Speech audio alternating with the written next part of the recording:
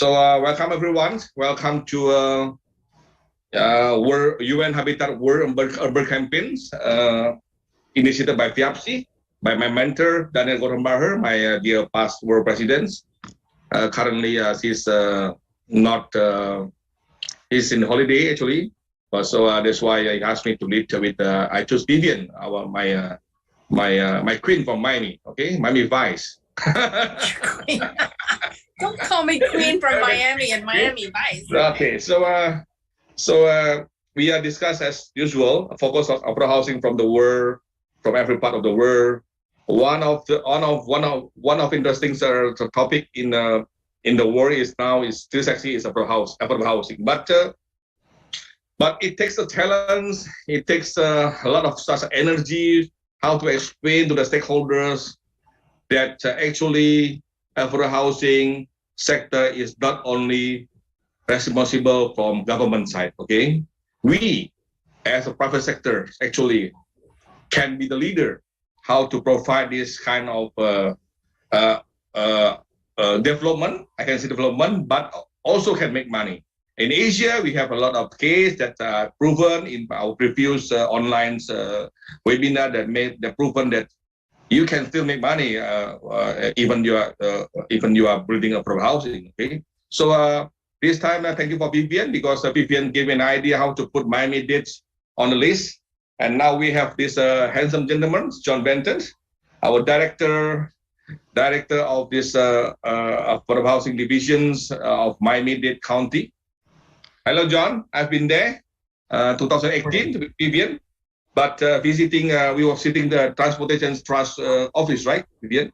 Yes, yeah. But the same building, Vivianne, same building or a different building? It's the same It's the same building, and it's still the same person in charge. Yeah. Met. So yeah. So we would like to play the video first as the welcome address speech by our Secretary of GAP. Katherine Kline from New York. She is not be able to be here because she has another prior engagement. That's why she will deliver her speech by a video. Okay. And tell us a little bit about that organization. Yes, he will explain to you in a video. Okay. Yeah.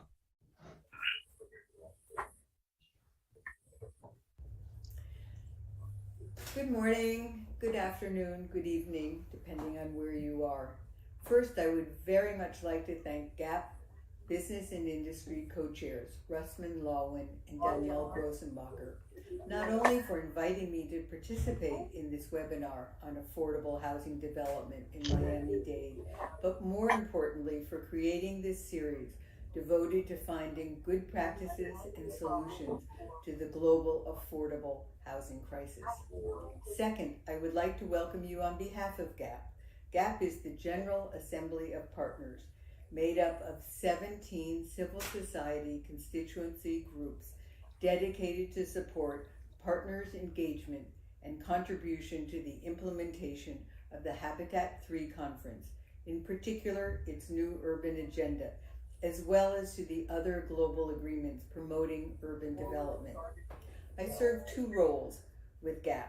First, as secretary, I'm an officer and have just returned from representing GAP at the annual retreat of the United Cities and Local Authorities, UCLG. We were invited, and I plan to attend their World Congress in Korea this October. GAP is the lead organization to facilitate with other partners in developing one of their 4 town hall policy papers. Our topic, trust in government, is clearly not an easy one to tackle during these periods. GAP is also part of the UCLG's Global Task Force. So you can see that through GAP, you are well represented at these important international policy gatherings. My second role with GAP is as co-chair of the Older Persons Partner Constituent Group that advocates on behalf of the growing aging population. As of 2021, older persons accounted for more than 1 billion of the world's population, with 70% living in low and middle income countries. For the first time in history, persons 60 and older outnumber children 5 and under. Last July, I was honored to participate in your webinar on new trends in housing older adults, where I presented a number of solutions that have been implemented to alleviate the shortage of affordable, safe, and accessible housing for older persons. Some of those were co-housing, continuing care retirement communities, subsidized housing, shared housing. We partner with World Enabled, a global nonprofit that supports companies and governments to fulfill their obligation to implement legal mandates for inclusion and diversity in the Global Compact on Inclusive and Accessible Cities. This compact aims at enlisting 100 cities to become signatories to support and promote actions to advance the realization of inclusive and accessible cities for all. This effort is consistent with the Convention on the Rights of Persons with Disabilities, the UN Habitat's New Urban Agenda, the UN Sustainable Development Goals, and the World Health Organization Age-Friendly Cities and Communities Initiative to ensure that truly no one is left behind. I've been a passionate supporter of the World Health Organization's Age-Friendly Cities and Communities Initiative, which places older people at the center of determining what is or is not working in their communities, helping them work with their local governments to find solutions to the challenges that they have uncovered. Perhaps the biggest is the subject of this webinar, creating affordable, safe, and accessible housing that meets the needs of all persons throughout their life course. The UN's independent expert on the enjoyment of all human rights by older persons, Dr. Claudia Mahler, is in fact focusing on this issue of older persons' right to adequate housing in her next report to the UN General Assembly this year.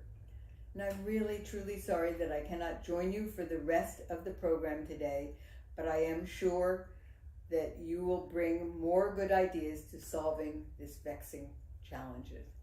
Thank you.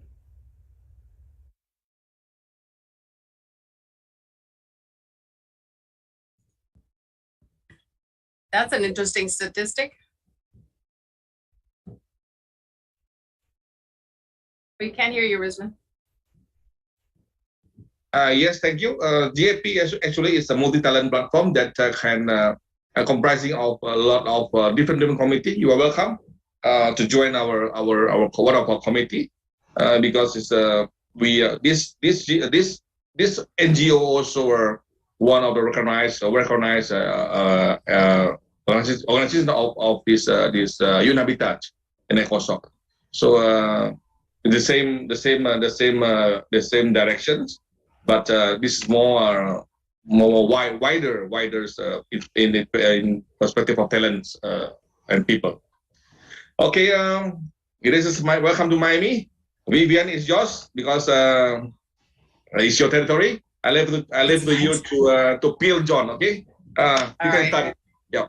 Well, hello everyone. It's great to be here with you. Some of you I know, some of you I don't, and of course we're going to broadcast this afterwards also for a wider audience. We'll have the video, and are you going to put it on YouTube as well, Rusmin? Yes, we'll put a YouTube, Facebook, and and LinkedIn. Yeah.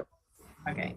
So obviously this is the longer I'm in real estate, and I haven't been that long, but the longer I do it in with a global perspective, the more you realize that this is such a worldwide problem everywhere is affordable housing. That's why I love this series that you started, Rusmin, seeing the different perspectives. And of course, my city, my hometown is Miami in South Florida. And I'm sure all of you have been hearing of, I mean, we're in the news anyways, but lately in the last year, we've been even more in the news because we have tremendous population growth, and we have many people moving here from around the country, but also businesses moving here, a tech movement. It's called Miami Tech. So, and it's very our city has very particular challenges even before this immense migration of people that are coming to South Florida. And I met John last year, and I was struck by, his whole career has been focused on really from both sides, from the public sector and the private sector, but it's been focused on affordable housing and, what do we do? And I loved his passion about it. And he was heavily recruited to come to Miami, and he agreed to come to Miami. So hello, John. Thanks for being with us today. John Benton. Thank you. Tell us Thank you very much. I know you moved here from Annapolis, but is that where you were born originally, or where are you from? I actually grew up in Maryland, worked for the Maryland legislature, and then on Capitol Hill, went for Congress for a few years, and then went to New York as a young trainee in the commercial real estate program for Merrill Lynch they had years ago. I won't tell you how many years ago, I promise. But recording in progress. Okay, I just got a recording in process, so I have to watch my me too. My language. And so I won't tell you how many years ago, but it was a great experience. It taught me the mortgage business, which is critical to our business that we have in real estate, as well as the real estate business and the basics for development. I was recruited out of Merrill Lynch and went to Atlanta and renovated. I worked in historic renovation and renovated historic properties around the country. We had multiple millions of square feet. We renovated around the country. They were tax credit deals. They were historic tax credit deals that we syndicated. We had investors like GE and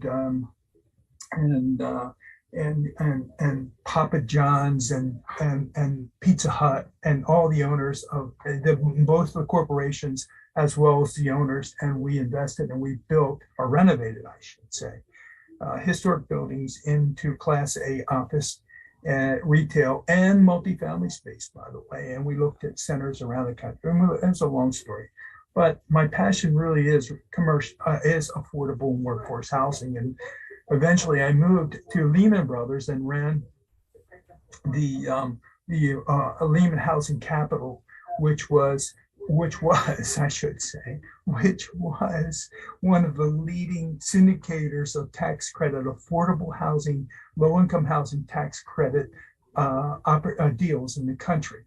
I had a team of about 35, and we had somewhere around 250 to 275 low-income housing tax credit deals around the country. I ran that business unit for several years. The long and short of it, in 2007, on my birthday, as a matter of fact, Lehman was shut down, and then the scramble began for myself and others. I closed the business unit and sold it, and then it was a scramble as to where to go. But I'm proud to be, and I am very, very proud to be in Miami, and here working on my passion.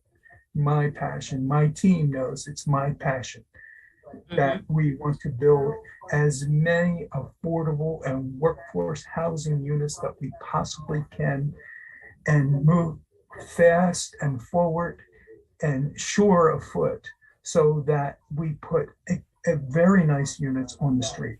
And my entire push is my mother gauge. If my mother will live there, then it's okay. But otherwise, if my mother won't live there, it's not okay. Now, my mother's passed, but I know my mother, okay? And I know. So let me tell you a little bit more what I do here. And then I've got a little bit of statistics that you might be interested in, and what the absolute need for housing, affordable housing here in Miami-Dade County. I'm responsible for the Affordable Housing Trust Fund here. I'm responsible for the infill housing program here.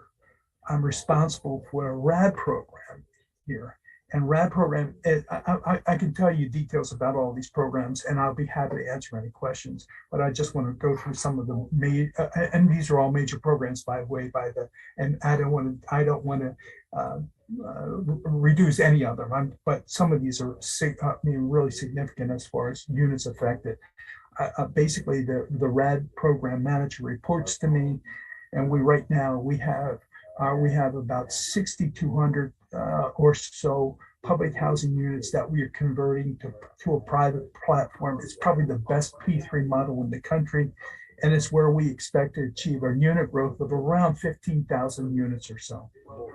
I run the joint venture and the redevelopment of underutilized vacant county land and sites, including some very premier sites around Miami-Dade County and the city of Miami, including one right outside my window in downtown, where we've charged the architect with creating a significant skyline event for the city of Miami. And we can go as high as the FAA, Federal Aviation Authority, will allow us to go. And that happens to be a joint venture between Miami-Dade County and the fire department. Believe it or not, I'm doing the fire department.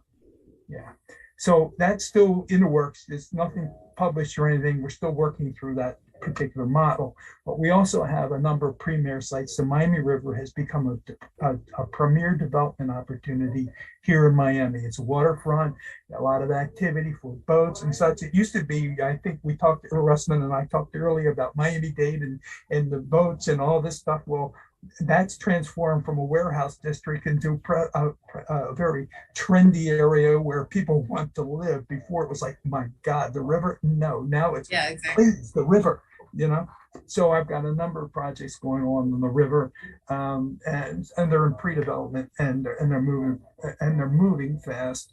And lastly, I'm working in a number of joint ventures with a number of county agencies, including the library. And God love them, they have done a magnificent job in some of these buildings.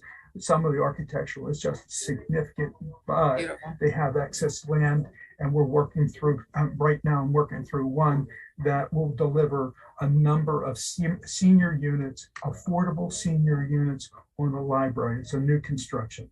So I'm very proud of that. I'm very, very proud of that property, and I'm doing it for a commissioner, and it's one of his number one things that one of his number one items in his agenda he wants to see complete. All in all, I think we've never really totaled it because that's not where we are. We're too busy working, and I've got an incredible. How big is your team, John? A team of people who are professional. They understand what's going on, and anybody who says that darn county team, they're going to deal with me, because I have an incredibly group of well educated, experienced, dynamic employees who have their heart in affordable housing, and that's exactly what I wanted to have. By the way, just a little bit of personal privilege, we're looking for more people. So, and we have an yes, ad right they're now. Hiring. And in fact, you were also looking last year. I was hooking you up to get some interns also. Yeah, and we're looking your for department. that. Now we have roughly five positions open, and we're talking about reforming the division a little bit. We might have some more, but all in all, we have about over $4 billion in pipeline. 4 billion. Roughly 4. I think it's probably nearer 5, but I've always been conservative with my numbers. Let me give you some statistics. But before you do that, John, could you give us like an overview of what were some of the challenges when you came? I mean, what was it that attracted you to come to Miami and to take on this position? Like, what are the unique challenges of Miami, and why is it so, so crucial to have someone like you that has tremendous experience, and why was it so important for you to come? That honest, Miami has always had a rep of being a closed city, and we came with the assurance that that's not the case anymore, and it is not the case anymore, and yes. I can tell you, it is not the case anymore. We have opened, we had some closed programs. We have opened or in process of opening. We are encouraging developers, investors, bankers, architects, engineers, anyone having to do with affordable workforce and market rate housing to come and work with us. The second thing I might add, by the way, so I get a little plug in for what's going on, and then I'll go through the numbers again, our statistics, what's going on here. We're having a housing summit, May 26th. We're going to invite developers, Vivianne, Rusmin, Yes. all the folks here. We're talking about 300 people or so, bankers, developers, investors, architects, and we're going to showcase what we've been doing, the available opportunities that we potentially have. We're showing some visioning in some projects, and we have some major projects going on with some major visioning that's occurring right now, and what we're thinking about different communities.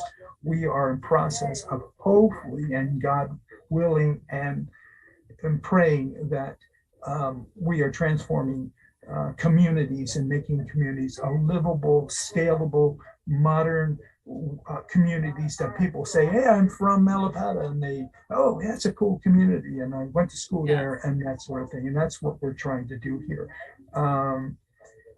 We're not, in some instances we are, but for the most part, we're not stacking units. We're trying not to stack as many units. We are, because in some instances, and I'll go through that, because a lot of our land is underutilized. But what we're trying to do is trying to create these communities. The idea is create communities. And interestingly enough, is that the history of Miami and Miami-Dade County, whom I work for, and with the blessings of the mayor, who is a fantastic mayor. I can't ask for a better mayor. I can't ask for a better boss, to be honest, than my director, Michael Liu. We are moving forward and trying to create these communities. I mean, I believe we have the commission on our side, the Board of County Commissioners on our side, and they're saying, welcome. We need affordable and workforce housing. They all recognize it.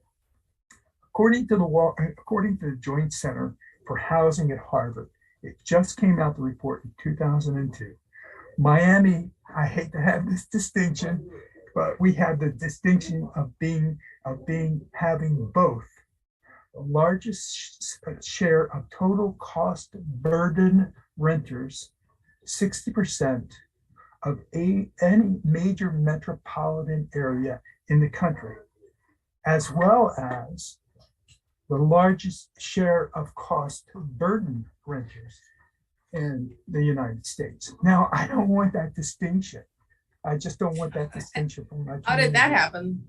It's been, there's for a couple of reasons. It really means is that there's a real severe for demand. There's a real demand, severe demand for affordable workforce housing. But what's happened is that the rents have gone up throughout Miami-Dade. There's been conversions or quote opt-outs for different programs, and developers have opted out instead of being in the affordable program and going through some paperwork and some things like that, which have eased up, I might add. And they have elected to opt out. Maybe you level the property, you renovate it, but typically it's level, go vertical, and sell the units for, I think the price point now, and Vivianne can correct me if I'm wrong, but I think if you look at any new building here, I think the beginning price point is around $800,000, and that's probably small right now. So, so my job is to create affordable workforce housing. Now we're doing some for sale programs. We want to build wealthy communities. We want to, so we have the infill program going back is a single family program that a developer can come in, build a house, make some money, and sell these units to the and there's an income qualifying, so they can sell these units, and then the persons who buy them over a period of time can sell them, and it's all about wealth building. right? It's all about wealth buildings and communities that we want to see. And that, of course, creates generational wealth, it creates investment, and it creates a bunch of things that this city would like to see, and this county and this mayor would like to see. I'll give you an example, just some kinds of things here. Miami-Dade, the AMI, the average median income in Miami-Dade is just $61,000. It's one of the lowest in the country. It used to be the lowest. I think we've been surpassed. I think we're number 59 out of 60 now. It used to be the lowest. It just popped up. It used to be $51,000. What the, and it means a couple of things. If you look at it social, if you look at it by rents, which I do, but if you look at it social in a different way, a socioeconomic way, it says that people are getting richer and people are getting poorer, and the middle class is going away. So the rents, we have to build housing that firemen, policemen, teachers, bus drivers, me, I'm a county employee, and others can afford to afford to work, to live here, and the thing is that I know Vivianne knows and Rusmin knows because he's visited here, but the traffic has never been what's called, the traffic is pleasant here. It takes a tremendous, if you have a meeting outside the office and the meeting is at 4:30, leave at 3:30 or quarter after. So the point is that the traffic is really bad and it's getting worse. And especially if people are living outside of the urban core and having to commute in, and 95 is just a blessing every morning, I can tell you. I'm being quite facetious about that. But that's also why one of the reasons building a community is so you live and work in the community also. Absolutely. Create interest in the community. We've created community benefits agreements with our developers. We essentially co-develop there. We can't use that word, but because we're prohibited, but we sort of work as a co-developer in these projects. We have community development agreements. We're very, very careful with our residents. We have a resident relocation programs that the developers have to do.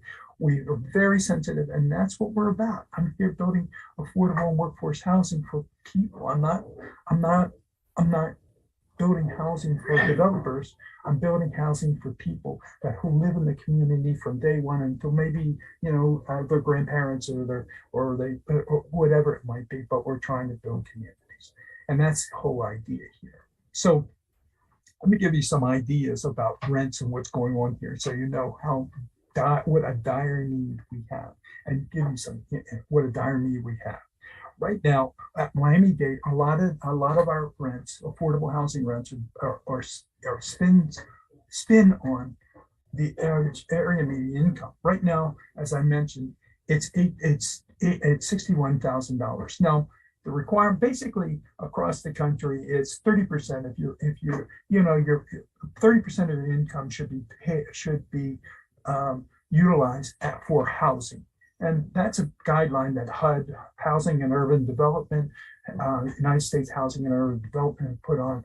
And then in Miami-Dade, we utilize the same guidelines for affordable, and I'll mention workforce housing. I won't mention work, I don't want to go through that, but workforce housing is a different scale, but not much different, okay? So if you look at a $61,000 income, average income, and 30%, and that's $18,300, right? You divide that by 12, that's $1,500 rent. Let me give some ideas. According to Rent Cafe, average rent in Miami right now is $1,998 for an 886 square foot apartment here. Oh my God. Yeah. Listen, I'm not finished. The difference is that's average. The difference is $398. Now, some affordables, there's a utility adjustment, but the net, it may be 125. So the rent to the landlord is $1,400. Okay. There's some adjustments, some have them. Okay. So the difference is beginning at $398. Let me give you some examples of rent for the same size apartment in different locations around Miami-Dade. Brickell Key, $2,856. These are all published stats on the net. Brickell, downtown Brickell, $2,586.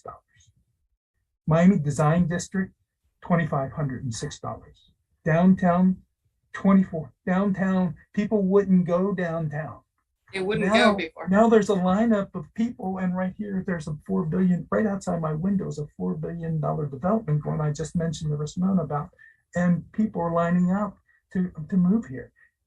Downtown, $2,485. Before you could rent an apartment in downtown for $900, maybe, Vivian, Yeah. maybe. Yeah. Upper East Side, $2,416. See what I mean? Okay? Rents are outpacing what people can afford, and it's going to continue until we do something about it. Many owners in Miami, as I mentioned earlier, are opting out. For example, Miami Beach. Okay, Beach, they can opt out of different programs after a year and resident kinds of things. And they're either vacating the property, knocking the property, or going vacant, or they're either for sale or rentals. And again, on the beach, you're starting at $1 million now for just 800 square feet, and rentals, you're really looking at about $3,000 to start. Okay, so what's happening? I mean, that's among other things. I could talk about feasibility, small parcels that have been houses, two houses, and that live there, and they buy two houses, they scrape them off and they go vertical, and it's all market rate. So what's happening is that we have a really diminishing inventory of affordable workforce housing here in Miami Beach. We have increasing prices for market rate and other, and we have decreasing inventory of affordable housing. So people are moving further out the city. So you got a fireman who has to drive 45 minutes or an hour to come to downtown to work at Miami-Dade Fire Department, or you have a policeman who has to drive the same amount and to come and be a policeman in the community that he serves, and he's not even a member of the community. So you see what's happening here. So let me tell you what we're doing. Let me give you some. Let me give you some statistics of what we're doing right now to try to help solve this. Okay, the University of Florida Schindberg Center, which is for real estate, is the go-to research center for a lot of developers, including Miami-Dade County, for research on affordable and workforce housing. They provide excellent statistics. They provide statistics that you don't even know you need, but that's another story. Okay, so by the University of Florida Schindberg Center estimates that due to the wage growth, because of the trends in wages and population growth and opt-outs, as I mentioned, among other things, the need for workforce and affordable housing by 2030, which is only a few years away, is 160,000 units. 160. That's a lot. So let me tell you what we're doing here, trying to even get near that number. And that's why I have an incredible team, a professional team that just are hard in this business. And they are, I'm quite serious. This team is incredible. Anyway, let me tell you what we've been doing. Our pipeline right now. We have, in the last 3 years, we have completed between public housing units, making them new, building new, replacing old public housing units, converting them to private, basically private use, and mixed income units, because to make these deals work financially, we have to have other streams of income in these deals. We've completed 2,995 units in the last 3 years. Under construction right now, we have just over 1,700 units under construction right now. In our pre-development pipeline, and I had to look at this number twice, and I swear I can't believe it. Right now we have 15,116 units in our pre-development pipeline, and that's not all.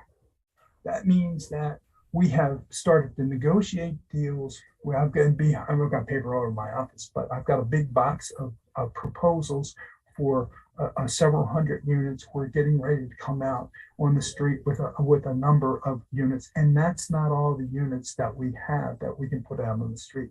So by 2025, we should have units completed, total units, both on public housing, replacement of public housing units, and mixed income units of 19,811 units. That's what our number is right now.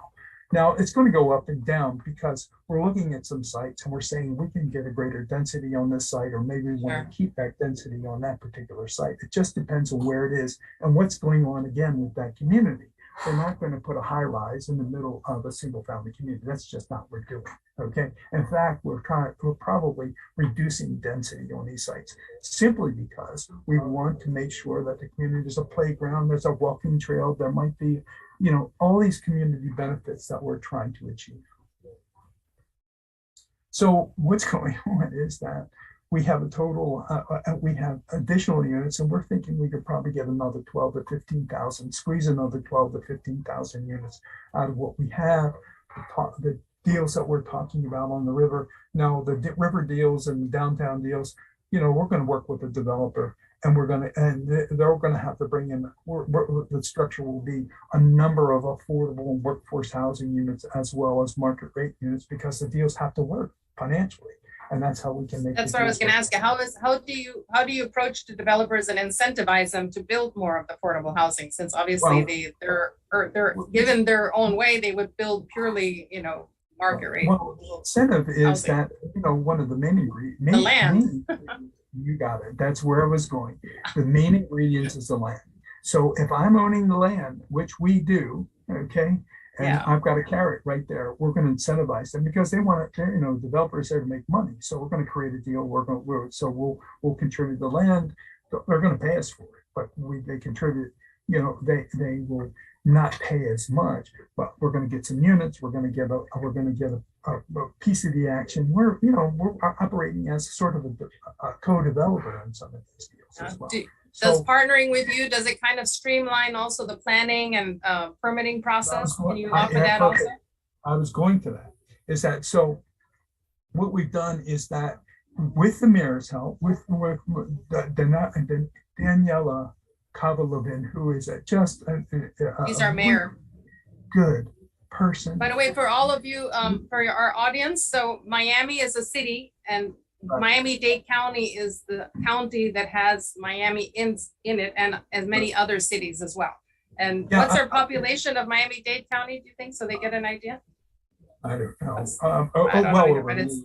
Well over a million, and I think the city is about 450,000, something like that. Right. So, but what happens to actually expand on what Vivianne's mentioned is that Miami-Dade is oversight, and then there's a number of municipalities inside Miami-Dade, and we have to work with each one of the municipalities, or there's unincorporated Miami-Dade, and we work hand in glove with the city in order to do some of the developments that are, critical. And I just met with the city yesterday about how we're going to do ventures on a deal that we're working together with.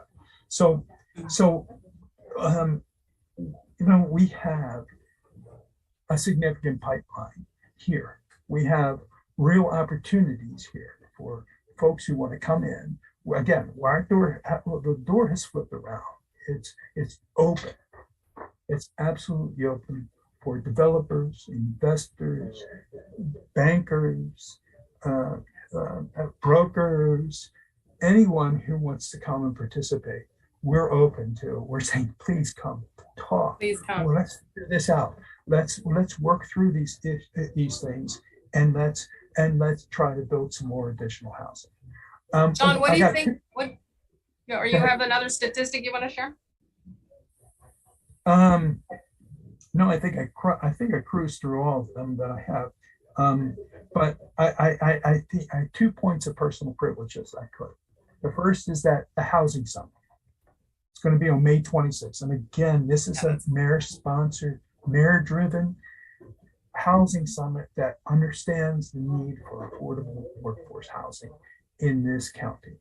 And she and her team are the prime drivers of this housing summit. Of course, we're the housing, so we're working hand in glove with the mayor's team. But the point is that she's the driver. She wants to see this happen, and it'll be a very nice event in an area where I got to keep it. I got to keep it here within me right now, but within a location which we're visioning to help create a neighborhood, a walking environment, community that has all the ingredients we previously talked about: walking trails, community benefits agreement, river, all these things that we're talking about right now. So, and it'll showcase our current efforts and then what we're thinking about in the future. And in addition, we want to define that Miami-Dade is open for business. Let me explain to you. We have a program I mentioned earlier called RAD. And what we did, because we were uncertain what kind of response we were going to get, we decided that we were just going to put out requests for qualifications, and we were going to select a pool of developers, and that way we would have developers who would bid on this pool, and we could control this. Okay, that is going away. I just wrote the language. It has to be approved, but that is going away, and we're saying, please come, please be part of this community. This is a great community. It's made up of some just incredible people, different races, nationalities. It doesn't matter. This is a community. And the idea is that it's inclusive. It's very, very inclusive, and that's how we like it. And the more people, I just love going to the neighborhoods. I went to Alapata last night in a community meeting, and I was like, I'm fascinated. I love it. I'm coming back. I got some things here. And I saw this restaurant that I want to go to. So, so we're open for business. And we're open for business to build affordable and workforce housing along with market rate. And sometimes, in some instances, it'll be mixed income, it'll be mixed use, it'll be that, but we're open for business. And we're willing to talk with anybody about opportunities here. And I'm willing to answer any questions, but please, I see all the people here on the site. Please go through Vivianne, and that way we can control. We'll get you all the answers that you need. We'll get you an invitation to the summit if you want. And one more thing, if I could, I'm looking for additional members to my team. I've stolen, not borrowed. They're going to be here. Recruited? I have stolen a few people from several major development companies. Oh. Their heart is here. Their heart is affordable and workforce housing. And they have gotten the bug. They are here. They're everybody is nose to the grind. We are just trying to do as many as we can. And I am not exaggerating one bit. I am not exaggerating, not iota. It's on a routine basis. I'm usually here till 7:15 or 7:30 at night, and my team is here until 7:30, 15 or 7:30 at night. And I'm saying, hey, what are you doing? Go home. I got to finish this. Hey, what are you doing? I got to talk to this contractor, but I want to do my notes for the morning. Hey, what's going on? The lender called me, and I wanted to make sure that's what's going on here at this team, and we're very proud. I do have one more statistic. I want to ask you a question too after that. So okay, what we've done also, if you're working on affordable workforce housing with zoning and pre-development exercises throughout the county, your deal goes on the top. Okay. It takes a period of time, of course, before. Thank you for reminding me. It just hit my brain. Sometimes it says, "Oh, it takes so long to get this done and get this developed." Well, if you have an affordable workforce housing deal, it goes to the top. Your deal goes on the top. Okay. Now they might have questions or whatever, and it doesn't go back on the bottom. It stays on the top until the deal's done. We're really trying to accelerate the process here of how we provide and we put units on the street. What do you think about the repurposing of office buildings? Although I just saw the latest statistics that actually Miami doesn't, because that's one of the categories of commercial real estate that suffered during the pandemic, but actually Miami, not so much, because since we have so many companies moving here that it's not. But how about maybe not Miami, but how about nationwide or in different countries? Yeah, I'm all about. What's the feasibility of changing offices into homes or small, tiny homes? Yeah, I think of course, there are different design practicalities involved with office as well as multifamily. You have chases and rises when you're building for additional plumbing, additional electric, day to day. But I'm all about that. I've seen some great conversions. I mean, all around the country. I've worked all around the country, and I've seen some great conversions. In addition, I'm trying to convince somebody to do a conversion of a synagogue. And really? What happens? Yeah. I don't know. The original architect was not very happy with me, but the reality is that their team was, and so because the original architect had a little professional pride, we're sort of